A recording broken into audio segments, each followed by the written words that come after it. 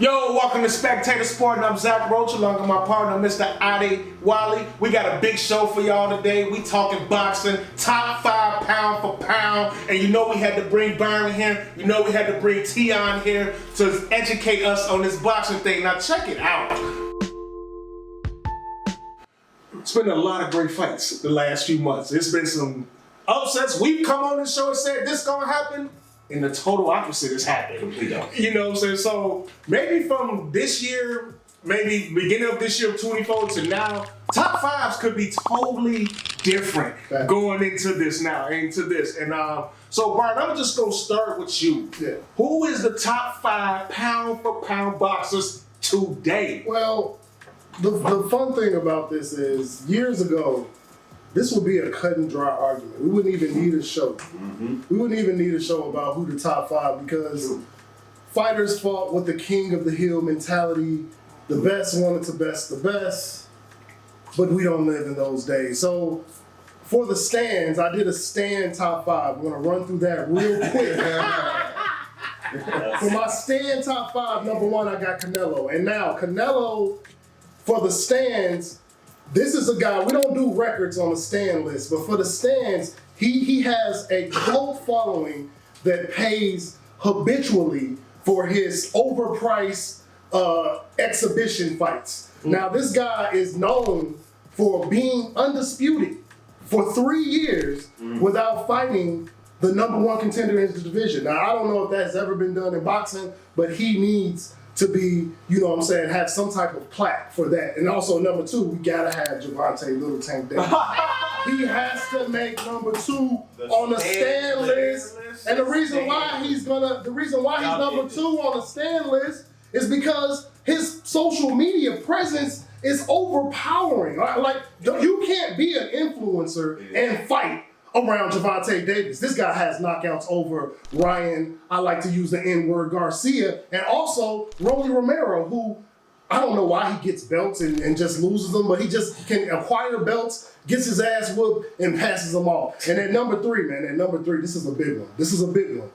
Teofimo Lopez. Why is Teofimo Lopez number 3 on the stand list? He beat Lomachenko. He beat him. Unanimous decision. He can beat Crawford. And he's so good. He's such a good champion at 140. He can't fight anyone at 135. He can't fight anyone at 147. He has to fight the best in the world because he's Teofimo Lopez and he beat Lomachenko. And at number 4, now this has never been done in boxing. This has never been done on lists before. I'm scared. On lists? I'm scared. On any list. Number 4 is Gervonta Davis. Gervonta Davis made the list twice. Gervonta Davis made the list twice. Number 2 and number 4, he beat Frank Martin. He beat the number 5 rated 135 pounder, never had a championship in the world. I mean, who can outsell Tank Davis? Nobody. I mean, as far as stand-em goes, he's here and we're here. Okay, and at number 5, we gotta put the email champion of the world, Boots Ennis. Let me tell you something about Boots Ennis. Now listen. Imagine waking up on a random Monday morning and you got the WBC 147-pound championship sitting in your lap via email. Like this guy, don't go over his list of opponents. Now, don't go over that. You won't find a lot there that you might recognize, but he can beat Terrence Crawford. So as far as stands goes, you guys, that's my top 5 stand. Now we're going to get to the real shit. Number 5, Shakur Stevenson. That's right. In my pound for pound, number 5, I have Shakur Stevenson. I'm going to tell you why I have him there. This guy has been a champion in 3 weight classes. This guy was a unified and lineal super featherweight champion. And he is now the current holder of the WBC lightweight champion. And if you look at my list, you're gonna see a common theme. Now everybody's list across boxing, it could be different, but at 22-0 with 10 KOs, I call him the boogeyman. And the boogeyman is gonna appear on my list because somebody has to fight this guy to prove that he's not what he thinks he is. And what he is a silver medalist in the 2016 Olympics, and he is a champion that is deserving of a shot at 135. Shout out to Tank Davis. At number 4, I got the Mexican monster, man, David Benavidez. And the reason why David Benavidez is at number 4 is not only because he was the youngest super middleweight champion in history, but he's also been chasing the unicorn. He's been chasing Canelo Alvarez for a shot at that 168-pound title. Now, this guy, when he started out and he got that belt at 20, everybody hated on him. They said that he didn't have the work ethic. They said that he didn't have the desire to be a champion, and he has literally worked himself. He got the weight in order. He changed his entire diet, his camp, and is totally, solely focused on being the best champion in the history of that division. And he is being cheated and robbed out of a shot because of the politics of boxing. But on my list, he's definitely number 4. David Benavidez, the Mexican monster. And number 3, man, Arthur Better Beef. Let me tell you something. This guy at 20-0 with 20 KOs is light heavyweight supremacy. Now, he might not have the opponents in that division, but he does what you're supposed to do if you're a monster. He has all the belts, given one. He has a amateur background that includes a silver medal in the 2007 World Championships, and then in 2008 and 2009, he got the gold in those same World Championships. This man is a monster. He is set up, and he actually might move up in my list because he has a date with Bivol to unify that division. And I think the winner of that division will kind of sit in the top 3 or top 2 of my list. October 12th. October 12th. Light heavyweight championship. So we're looking into jumping into the top 2, given those 2. And then number 2, man, come on. You gotta put Usyk. You gotta put the lineal heavyweight champion. No heavyweight has a belt outside of this man. And all he did was he went through Anthony Joshua twice, and he beat the Gypsy King, the man who no one could beat, and with an absolute boxing clinic, but a very razor-thin fight, which is why I couldn't put him over the pound for pound in boxing right now, Terrence Bud Crawford. And listen, I know a lot of people hate Bud, and you can hate Bud, but if you know his story, imagine a champion, a pound-for-pound champion fighting on ESPN because his promotion claims that they couldn't sell him. This man had to fight who was put in front of him. He had to go up the rough side of that mountain, and then he finally, after getting out of his contract with Top Rank, finally met his match in Earl Spence for supremacy at the 147-pound welterweight division. And we all know how that played out. The reason why he's number 1 is not because of that. And shout out to Earl Spence. Because Earl Spence gave him that fight. Yeah. And so shout him out. So all you Earl Spence stands, I don't hate Earl Spence because Earl Spence is a stand-up brother. He made that fight happen. And even though the result is not one that he wanted, but he made that fight happen. Terrence Bud Crawford won that fight, and he didn't stop there. After he won that fight, he could have went out on the shield. He could have made it a career, but no. Now he is trying to climb into the 154-pound division, where on August 3rd, he grabbed a belt. So therefore, my top number 1 is Terrence Bud Crawford. That's Byron's top 5, and I hope y'all enjoyed that. That's a good list, Byron. That's really good. That's a really good list. Make sure y'all go on Spectator Sporting, subscribe to that page, leave comments, especially on this show. Let us know if we forgetting somebody. Yes, sir. Teon, you heard Byron's top 5. Byron had a nice top 5. I ain't gonna front on him. So, what you think about his top 5, and what's your top 5? I thought his top five was impeccable. Not gonna lie, I can't disagree with anybody on the list, but my list is kind of completely different. That's what I'm talking about. That's what I'm talking about. Completely different. All right. And it's all for different reasons. Number 5 on my list is Gervonta Davis. Okay, I love it. There we go. I see you, little time. Gervonta Davis. I've just been a fan of him ever since he's been in the game. And I just wrote down the last few fights. And think what you want about these fights, but if you saw these fights, I think the progression in what Gervonta Davis could actually be, I think the boxing acumen is starting to come around. Yeah. It's not just power.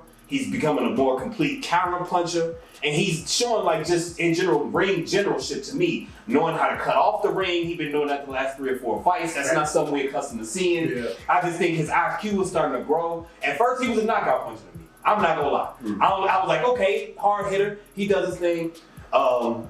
Gamboa, Santa Cruz, Barrios, Isaac Cruz, Rolly, Hector Luis Garcia, Ryan Garcia. Frank Martin, you know what I'm saying? Just some of the last people. I like his game. I like how he conducts himself. Right now, he is kind of taking the crown away from whoever was selling the most because nobody's putting seats in the butts in the seats like Tank. So I got him for my number 5. My number 4, Vasily Lomachenko. Okay. I like it. There we go. I take a sip on it. I knew you liked that. Now it's getting interesting. Everybody's sipping after that. Now it's getting interesting. Cheers. I knew you liked that. It's just the body of work. I just think the body of work. I mean, he only had 20 fights? I believe it's 20 fights. 18-3. 21 fights, something like that. I think it's a short amount of fights, but we know what's been said about his background as far as amateur. You know, hundreds of amateur fights, and I think it shows when you see him in the ring. He's the closest thing to me to Pacquiao that I've seen since Pacquiao. I'm not making a comparison in specifics. I'm just in a general broad statement. The movement, the awkward movement, the way he can jump in and jump out, spin his opponents from that southpaw stance. I just think, especially from the Ukraine, I just think we saw from that region, we just saw one of their greats of all time. Mm-hmm. I honestly think his career embodied that. And for a while, he was the boogeyman in that division. Mm-hmm. For a while, he was the one that nobody said could beat him. Well, I would say like Haney couldn't knock out Kambosos, and Teofimo couldn't, and Teofimo lost to him, and Lomachenko knocked him out. TKO in the 11th round. Exactly. 20 fights, by the way. 20 fights. 17-3. 17-3. Okay. 17-3. So I gave that nod to number 4 to Vasily Lomachenko. Okay. And it's funny because Byron's list, some of the people I have on his list counter. Some of the people I have on my list counter who he has on his list. And it wasn't intentional. Number 3, I got Tyson Fury. And it's funny that he put Usyk. That's why when he was saying it, I was like, yeah, I get it. With Tyson Fury, it was more longevity. Not like he don't have the skill. Not like we haven't seen something from a man of his size that we haven't seen before. But I think mine was more or less the longevity. Yes, he just got beat by Usyk. And like Byron said, it was a razor-thin fight. Razor-thin fight. Very good fight. I think Usyk definitely won. But I gave Tyson Fury the nod.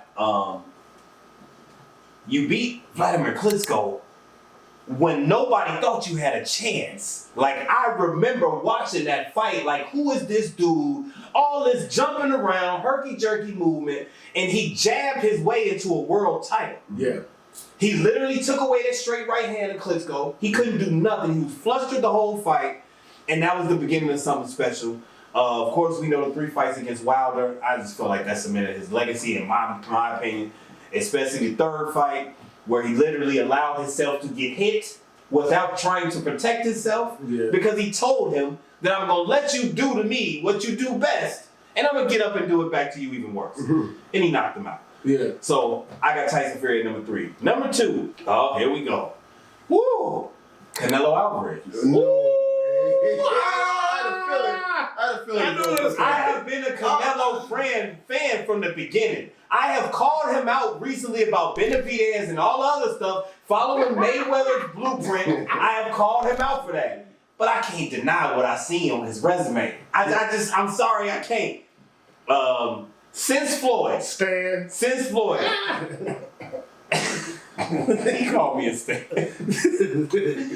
I can't deny it. So I like Canelo. I've been critical of him because I try to just keep it honest. I don't try to pull no punches on even my favorite. Canelo is one of my favorite fighters today. But I can't deny some of the missteps I feel like he made. But you can't deny the Irisari Landa, James Kirkland, Miguel Cotto, Amir Khan, Liam Smith, Julio Cesar Jr., Triple G twice, Daniel Jacobs, Sergey Kovalev, Caleb Smith, Caleb Plant.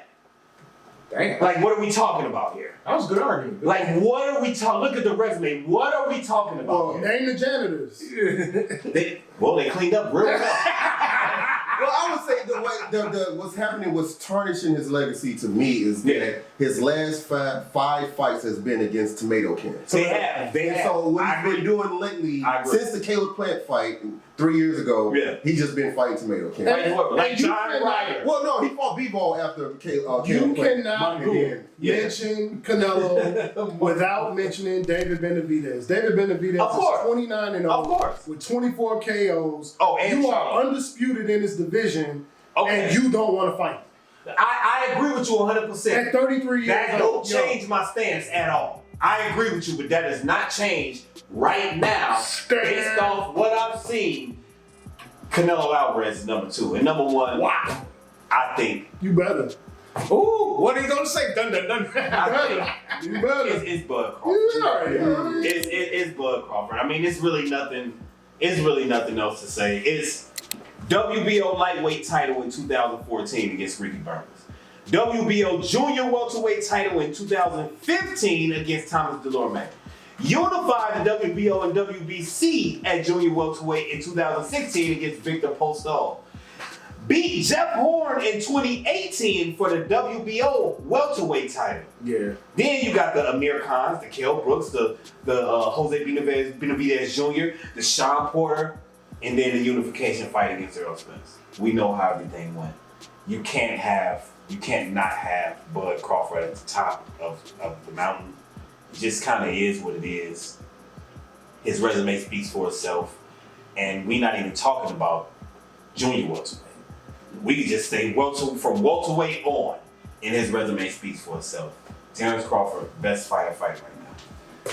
Wow, so 2 great lists by Teon and Byron. Surprising. Yeah, both compelling arguments, I can't lie. I feel like mine was better. Yeah. When we come back, me and Adi are gonna say who's right and who's wrong. We'll be back. They just gave us their talk, so let me just go over the list that Byron and Teon gave us right quick. So Byron at number 5 has Shakira Stevenson, followed by David Benavidez. Then he had Arthur, Alexander Usyk, and Bud at number 1. Teon had the great Tank Davis, Lomachenko at number 4, Tyson Fury, Canelo Alvarez, and Bud Crawford. So both of them have a common theme, and Bud Crawford number 1. Mm-hmm. So Adi, now you've heard their list. Let's give your list, and what's your rebuttal to these guys? Yeah, well, let me give you my list, all right? At number 5, I have the Machine, and the man responsible for causing Canelo to enter permanent duck status. I have Dimitri Bivol. Yep. At number 5. I like that. Yeah, I like that. I like it. A few months ago, he just got his first knockout in over 6 years over a 22-0 Malik Zanad. Okay, Dimitri Bivol, he's extremely fundamental. He has the best jab in the world. He has everything you would want in a boxer except power and killer instinct. But he's very accurate, very disciplined, and he's a WBA light heavyweight champion of the world. Okay. And at number 4, I have the Japanese monster, Naoya Inoue. Okay, this guy in the 4-belt era, he's just a second man to become undisputed in 2 different weight classes. Okay, he's 27-0, 24 knockouts. He's amazing, entertaining, and highly skilled. But I couldn't let the Japanese monster slide into my top 3 because your boxing rating decreases when you duck a guy. And the Japanese monster, he ducked his WBA mandatory challenger, Ring Magazine's number 3 super bantamweight from Uzbekistan, MJ Akhmadaliev, okay? And MJ is a heavy-hitting 29-year-old southpaw. MJ and Madrimal share the same trainer in Joel Diaz, okay? And so instead of fighting MJ, the Japanese monster chose to fight a washed-up 37-year-old TJ Pastahini Doheny, okay? So that's why he couldn't slip into my top 3. No higher. Yeah. And number 3, from Baltimore, I have Gervonta Tank. Number 3. I love it. Yeah. I love it. He has a 93% knockout rate. He's a WBA lightweight champion of the world. And you have to enter elite status. You got to be elite when a top 10 pound for pound guy, and according to Teon, a top 4 pound for pound guy, and a future first ballot Hall of Famer ducks you. The IBF lightweight champion of the world, it ducks Tank Davis. A duck He's is a duck. 36 years old. If it quack. Yeah, So a duck is a duck. Terrence Crawford is 36 years old. And He ain't no Terrence Roach. It's a seasoned duck. Yeah. It's a seasoned duck. You put a seasoned duck in too. Yeah.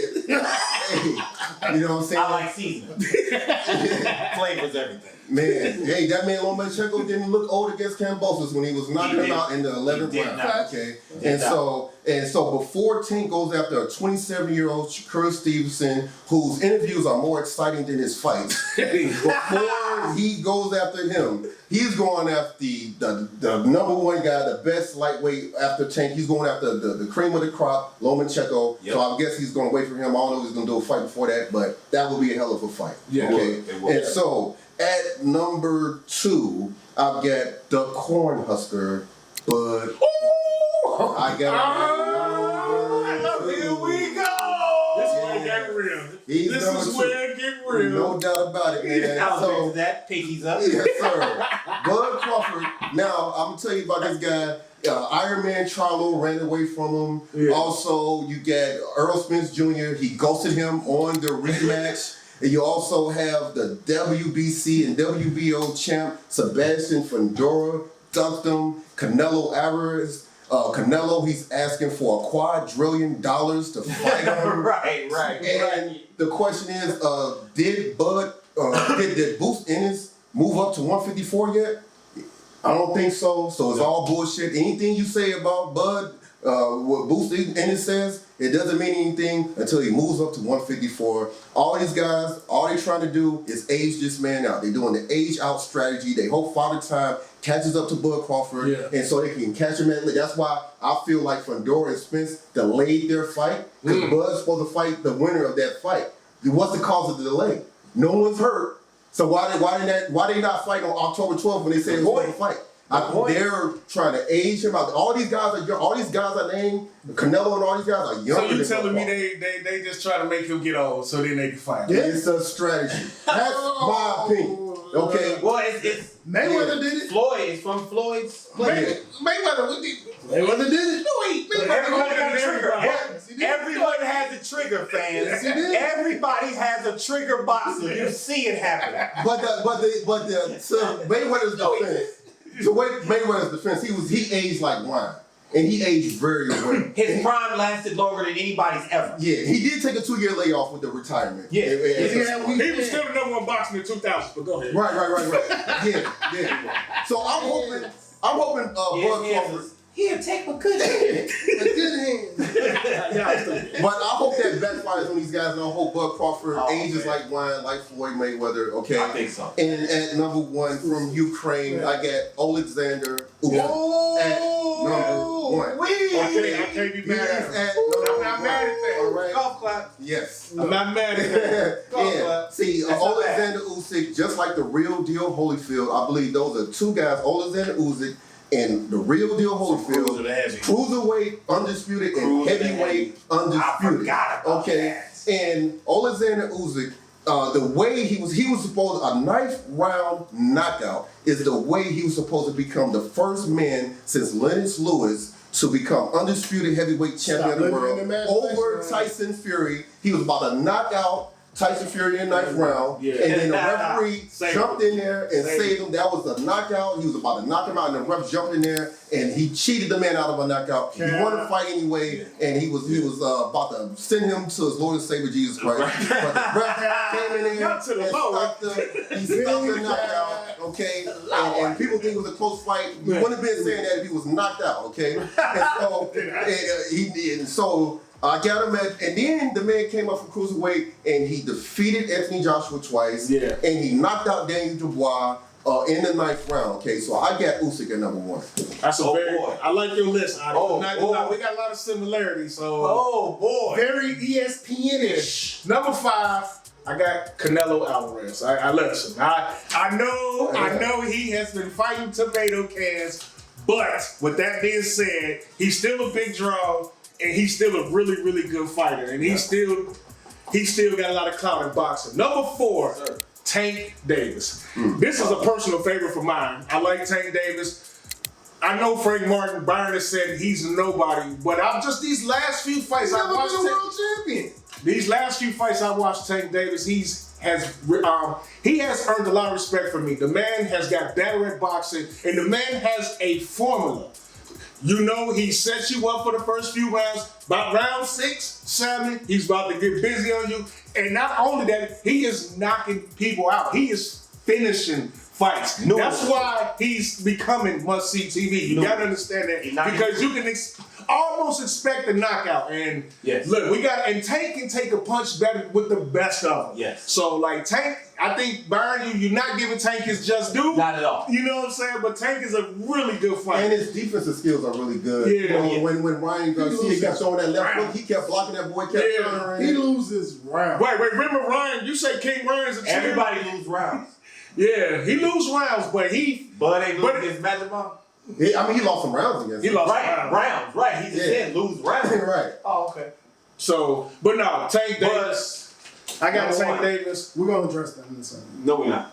David Benavidez, number 3. Look, the man is a beast. 29-0, 24 knockouts. He moved up in weight, fought Alexander G. He didn't knock him out, but he still scored the victory. He had Canelo running scared. Canelo wanted no parts of him. Yeah. I mean, the man is a monster. Hopefully him and Bivol fight soon. But he's the boogeyman. He's real scary out there.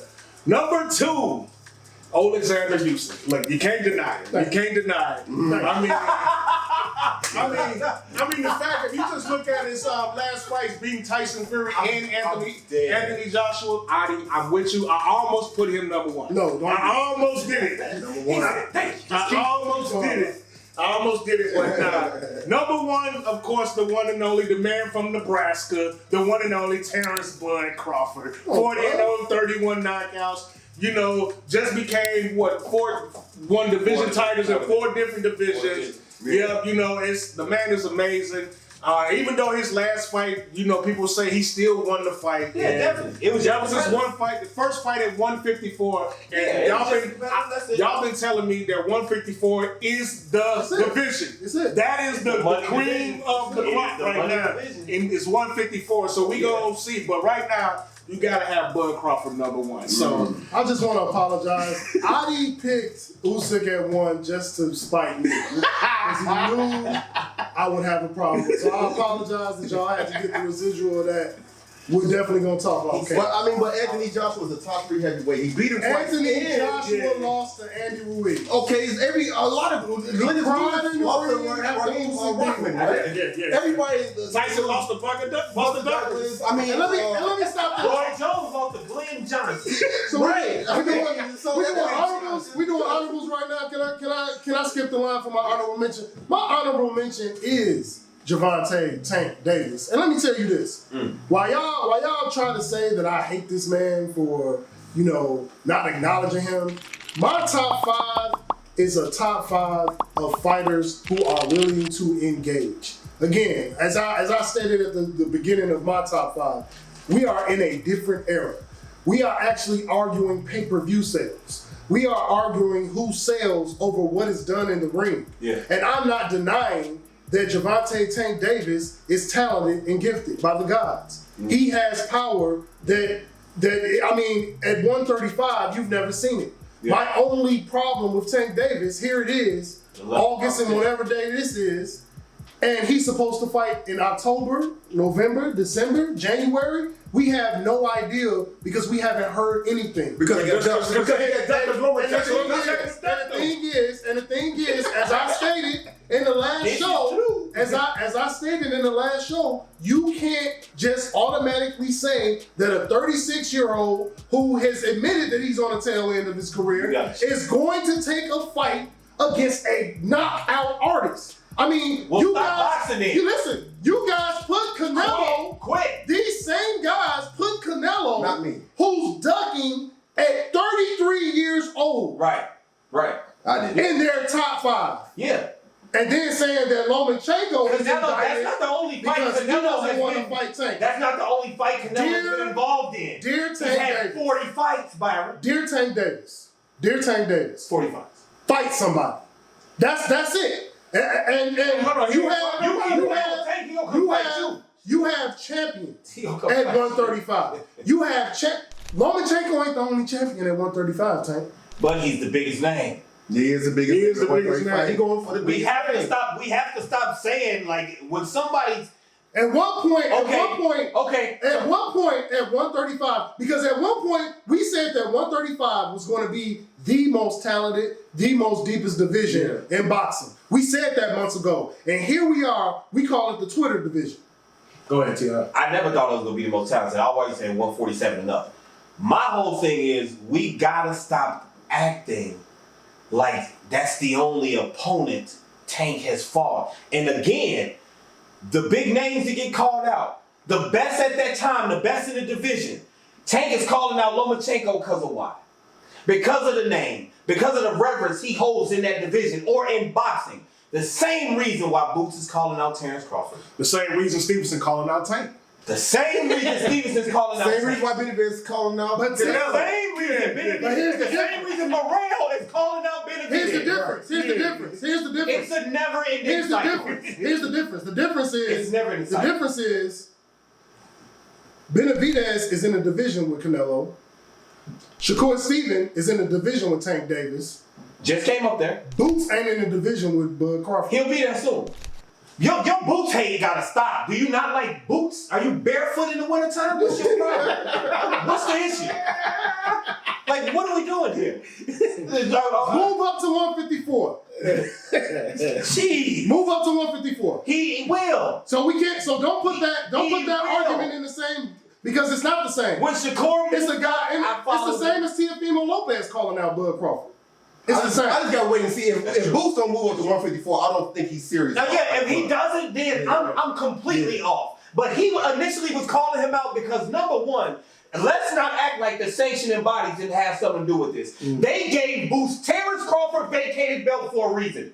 He didn't ask for it. You just said it was over via email, right? He didn't email them and ask for Terrence Crawford belt. Right. Yep. All right. They gave him Terrence Crawford belt to try to set up that fight. Let's not act like that didn't happen. And they probably would in his ear saying, hey, why would you call out the man belt you just technically took? Why does he care about the 147-pound belt? I'm just saying. We be just answering some questions. Does Devin Haney care about the 135-pound belts? So no love. Is David Haney even in honorable mentions right now? David Haney? Right now, no. No. I mean, look, like But I he said, may be. like I said, when Tank Davis fought Ryan Garcia, he defended that left hook, right? Yeah. The defense was real good, and Devin Haney, first round, getting hit with left hooks. Now you want to blame it on Ostarine and PEDs, so the PED tricks your mind into not knowing that he's going to go on left. Exactly. That made you, so his PEDs made you not go like this. Exactly. Okay, no, man. I I agree. need to see him not play from that. Yeah. So if we throw my honorable mention in there, it would have to be Shakur Stevenson. Yeah. Dude I've been on. The reason why he wasn't in my top 5, and it's not a knock against him, it's Because just you a stan. It's just no, I'm not a stan.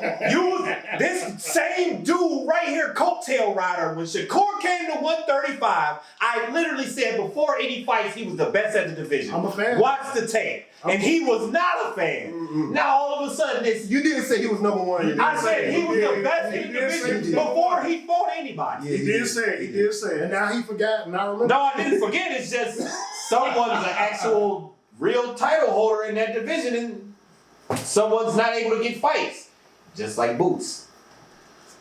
So our quality list. Oh wait, I didn't get my own. No, I'm going. I'm coming. Okay, I thought you were going to end the show. Hold End the show. We ain't done yet. Yeah, okay, keep going. So no, I like Shakur. He was one of my honorable mentions. But go ahead, Adi. Yeah. Okay, so my honorable mention is Anthony Joshua.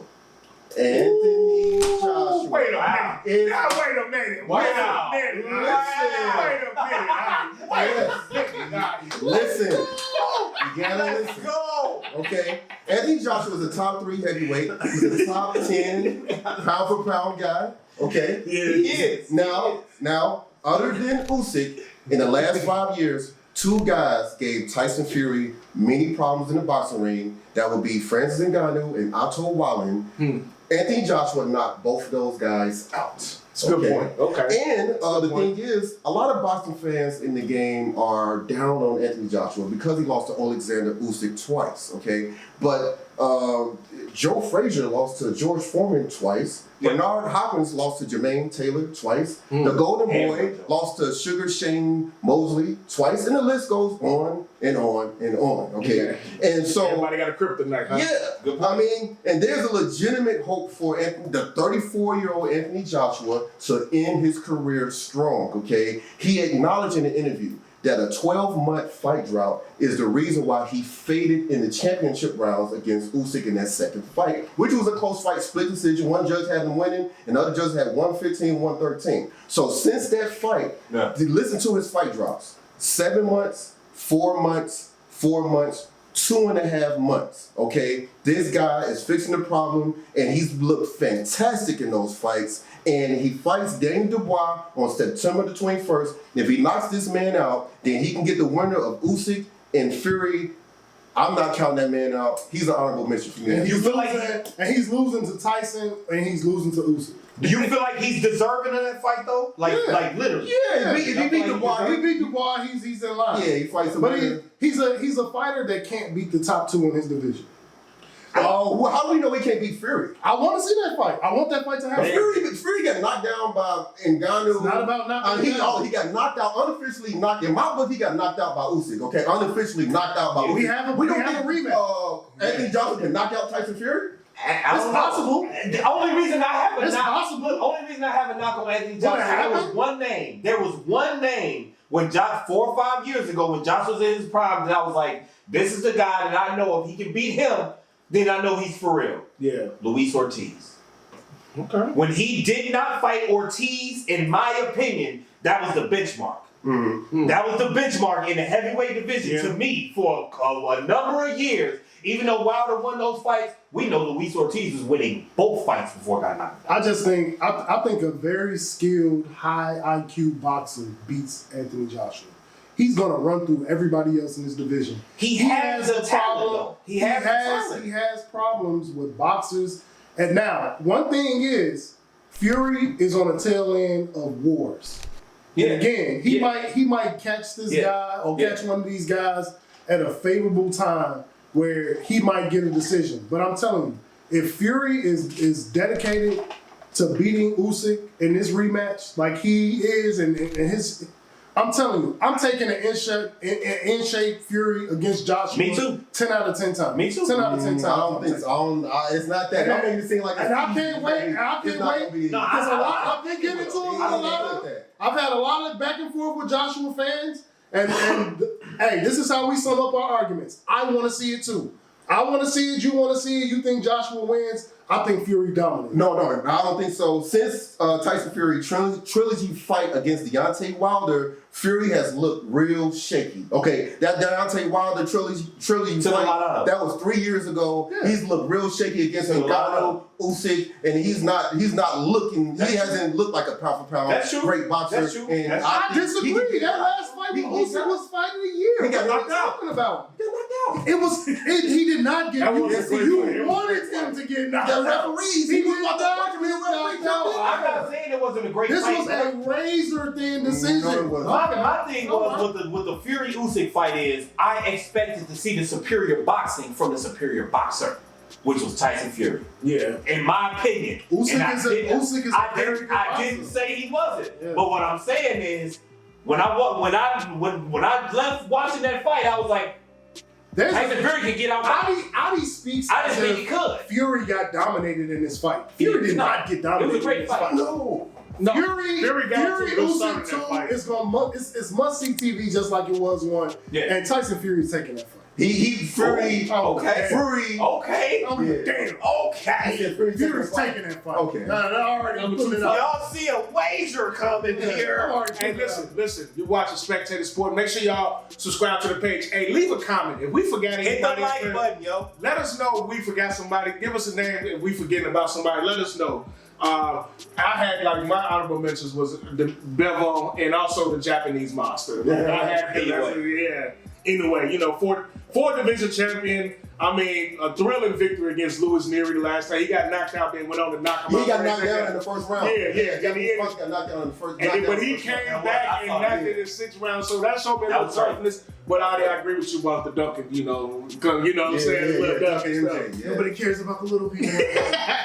Hey, but man, this was mad. So great list. If y'all got any arguments, let us know. You watch the Spectator Sporting. I'm Zach Roach along with my partner, Mr. Adewale. Shout out to our boxing gurus, Mr. Byron, Mr. Teon. Remember, subscribe to that page. We out. Peace. Yo.